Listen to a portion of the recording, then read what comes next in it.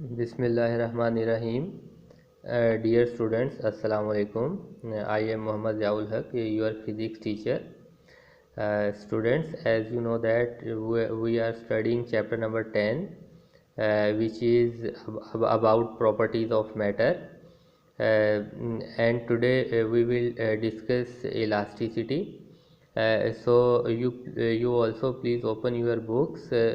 It is page number 151. So please open your books and look at the topic. We are going to discuss elasticity today. So let's start today. So let's start our lecture. अच्छा students देखें, elasticity जो है ये भी एक जो है वो मैटर की एक प्रॉपर्टी है, ठीक है। जैसे कि हम डिस्कस कर रहे थे कि डिफरेंट प्रॉपर्टीज़ ऑफ मैटर को हम इस चैप्टर में डिस्कस करेंगे। तो देखें स्टूडेंट्स, आपको पता है कि हमारे पास हमारे सामने बहुत सारी सब्सटेंसेस ऐसी होती हैं कि जिनकी शेप या साइज़ में जो है वो तब्दीली वाक़या हो सकती है, ठीक है। ऐसी सब्सटेंसेस जिनकी शेप या साइज़ में तब्दीली वाक़या हो, ठीक है ना, तो उसकी ये जो तब्दीली होती है इसको हम डिफॉर्मेशन कहते हैं, ठीक है। देखें, डिफॉर्मेशन का जो है नॉर्मल मतलब जो है वो बिगाड़, उर्दू में इसको हम बिगाड़ कहते हैं, ठीक है ना। डिफॉर्मेशन का मतलब है बिगाड़ पैदा होना, ठीक है। तो जाहिर सी बात है, जब हम किसी बॉडी पे कोई फोर्स अप्लाई करेंगे तभी ये बिगाड़ पैदा होगा। तो मतलब जो बॉडीज़ जिनकी शेप या साइज़ में अगर कोई तब्दीली वाक़या हो सकती है तो उसको हम उस तब्दीली को हम डिफॉर्मेशन कहते हैं, ठीक है ना।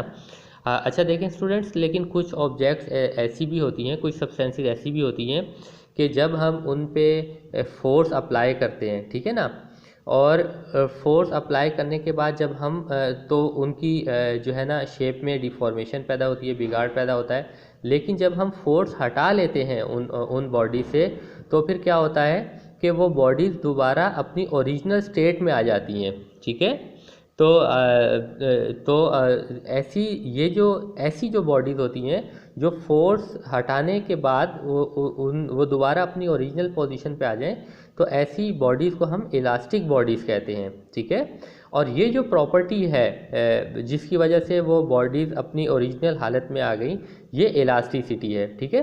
तो स्टूडेंट्स, हम इसको इस तरह से भी डिफ़ाइन कर सकते हैं कि इलास्टिसिटी को, when a force is applied to a body and it regains its original states after the removal of the force, so this property is known as elasticity, ठीक है। इस तरह से भी हम इलास्टिसिटी को डिफाइन कर सकते हैं। देखें स्टूडेंट्स, इसकी एग्जांपल जो है वो हमारे पास जो है वो रबर बैंड हो सकती है। देखें, रबर बैंड पे जब हम फोर्स अप्लाई करते हैं तो वो डिफॉर्म होता है, यानी उसकी शक्ल में बिगाड़ पैदा होता है। लेकिन जब हम फोर्स हटा लेते हैं तो वो अपनी ओरिजिनल पोजीशन में, अपनी ओरिजिनल स्टेट में वापस आ जाता है। इसके अलावा जो है वुडन स्केल की एग्जांपल है आपके पास, कि वुडन स्केल को अगर आप बेंड करें फोर्स अप्लाई करके, तो वुडन स्केल जो है वो थोड़ा सा बेंड होगा, और लेकिन जैसे आप फोर्स रिमूव करेंगे तो वुडन स्केल जो है वो दोबारा स्ट्रेट हो जाएगा, ठीक है, इट विल स्ट्रेटन आउट। तो ये जो है रबर बैंड और वुडन स्केल जो है ये दोनों इलास्टिक बॉडीज़ हैं, ठीक है। अच्छा देखें स्टूडेंट्स, अब जो है हम कुछ टर्म्स पढ़ने जा रहे हैं, बड़ी इंपॉर्टेंट टर्म्स हैं जिसको स्ट्रेस और स्ट्रेन कहा जाता है, ठीक है। ये स्ट्रेस और स्ट्रेन के बारे में जो है हमने स्टडी करना है। तो देखें स्टूडेंट्स, अब मिसाल के तौर पे आपने जो है एक बॉडी को डिफॉर्म किया, ठीक है, डिफॉर्म किया, और वो उसके अंदर थोड़ा सा आपने बिगाड़ पैदा किया फोर्स अप्लाई करके, ठीक है, एक्सटर्नल फोर्स को आपने अप्लाई की और उस बॉडी में आपने बिगाड़ पैदा किया। तो अब आपने उसको बिगाड़ पैदा करके उसको उसी कंडीशन में होल्ड किया हुआ है, ठीक है। तो ये जो स्टेट होगी ना इस बॉडी की, ये होगी स्टेट ऑफ इक्विलिब्रियम। देखिए स्टूडेंट्स, आपने जो है वो इक्विलिब्रियम भी पढ़ा है चैप्टर 6 में, तो उसमें आप इक्विलिब्रियम में कोई बॉडी उसी वक्त कोई बॉडी इक्विलिब्रियम स्टेट में होती है जब उस पर अप्लाई होने वाली तमाम फोर्सेस का रिजल्टेंट जो है वो ज़ीरो हो, ठीक है। तो तभी ही कोई बॉडी जो है इक्विलिब्रियम स्टेट पे होती है। तो स्टूडेंट्स देखें, अगर आपने जो है एक स्केल को डिफॉर्म करके होल्ड कर लिया और वो इक्विलिब्रियम स्टेट में है, ठीक है। तो इसका मतलब एक तो इस पे फोर्स अप्लाई हो रही है, एक्सटर्नल फोर्स, जो कि आप जो है डिफॉर्म करने के लिए उसको अप्लाई कर रहे हैं, लेकिन इसका मतलब एक और फोर्स भी इस बॉडी पे अप्लाई हो रही है, जिसकी वजह से ये इक्विलिब्रियम स्टेट में होल्ड हो गया है, ठीक है ना। वो फोर्स कौन सी होगी? देखिए वो फोर्स जो है इसकी एक इंटरनल फोर्स होगी, जो कि बॉडी की डिफॉर्मेशन की वजह से इस बॉडी में पैदा होती है, ठीक है। तो ये एक इंटरनल फोर्स होगी जो डिफॉर्मेशन की वजह से बॉडी में पैदा होगी। वो फोर्स हमारी एक्सटर्नल फोर्स को कैंसिल करेगी, जिसकी वजह से रिजल्टेंट ज़ीरो होगा और ये स्केल जो है वो इक्विलिब्रियम कंडीशन में होगा, ठीक है। तो स्टूडेंट्स यहाँ पे जो है देखें, जो है वो ये चीज़ें पढ़ने का मतलब ये है कि हम स्ट्रेस को डिफाइन करना चाह रहे हैं। तो देखें स्टूडेंट्स, यहाँ से फिर हमारे पास स्ट्रेस की डेफिनेशन आ जाती है। The external force acting per unit area of the body is called stress, ठीक है। हम इस तरह से स्ट्रेस को डिफाइन करते हैं, यानी कि ये जो हम एक्सटर्नल फोर्स जो बॉडी के ऊपर अप्लाई करते हैं उसको डिफॉर्म करने के लिए, ये हमारी एक्सटर्नल फोर्स जो पर यूनिट एरिया पे जो एक्ट कर रही होती है बॉडी के, ये स्ट्रेस कहलाती है, ठीक है। तो इस तरह से आपके सामने स्ट्रेस की डेफिनेशन आ गई। और इस स्ट्रेस की वजह से जो बॉडी के अंदर डिफॉर्मेशन पैदा होती है, ये जो बिगाड़ पैदा होता है बॉडी के अंदर, उस डिफॉर्मेशन को हम स्ट्रेन कहते हैं, ठीक है स्टूडेंट्स। तो अच्छा स्टूडेंट्स, यहाँ पे एक और चीज़ आपको पता होनी चाहिए कि किसी भी इलास्टिक बॉडी के लिए जो स्ट्रेस और स्ट्रेन का जो रेशो है वो हमेशा कांस्टेंट होता है, कांस्टेंट होता है, ठीक है। स्ट्रेस टू स्ट्रेन अगर आप रेशो निकालें तो वो कांस्टेंट होती है, ठीक है। और इसको हम मॉड्यूलस ऑफ इलास्टिसिटी कहते हैं, ठीक है स्टूडेंट्स। क्या कहते हैं? मॉड्यूलस ऑफ इलास्टिसिटी, ठीक है, स्ट्रेस और स्ट्रेन की रेशो को, ठीक है। अच्छा स्टूडेंट्स, हुक्स ने जो है अपने लॉ में जो है इस रिलेशनशिप को एक्सप्लेन किया था, जिसको हम हुक्स लॉ भी कहते हैं। तो हुक्स लॉ की हम स्टेटमेंट भी देख सकते हैं। हुक्स लॉ हमें ये बताता है कि किसी भी इलास्टिक बॉडी के लिए जो हम इस तरह से हम इसको एक्सप्लेन कर सकते हैं। इसकी स्टेटमेंट ये है कि for any elastic body stress is proportional to strain, ठीक है। यानी किसी भी इलास्टिक बॉडी के लिए स्ट्रेस जो है वो स्ट्रेन के हमेशा प्रोपोर्शनल होता है, यानी कि स्ट्रेस और स्ट्रेन के दरमियान जो है वो डायरेक्टली प्रोपोर्शनल पाया जाता है, ठीक है। तो इसको हम इस तरह से लिख सकते हैं, stress is proportional to strain, ठीक है। और आपको पता है कि प्रोपोर्शनैलिटी के साइन को हम इक्वल के साइन से रिप्लेस करते हैं तो कांस्टेंट लगता है। तो इसको सिंप्लीफाई करके हमारे पास ये आ जाएगा, stress upon strain is equal to constant, ठीक है। यानी कि स्ट्रेस और स्ट्रेन का जो रिलेशन है हमेशा वो कांस्टेंट, रेशो जो है वो कांस्टेंट ही रहता है, ठीक है। तो इसी को मॉड्यूलस ऑफ इलास्टिसिटी भी कहते हैं। ये हुक्स लॉ है, हुक्स ने अपने लॉ में जो है इसको एक्सप्लेन किया था, ठीक है स्टूडेंट्स।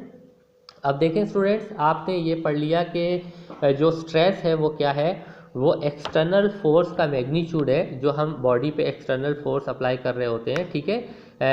और ये एक्सटर्नल फोर्स जो है वो एक्ट कर रही होती है पर unit area of the body, ठीक है।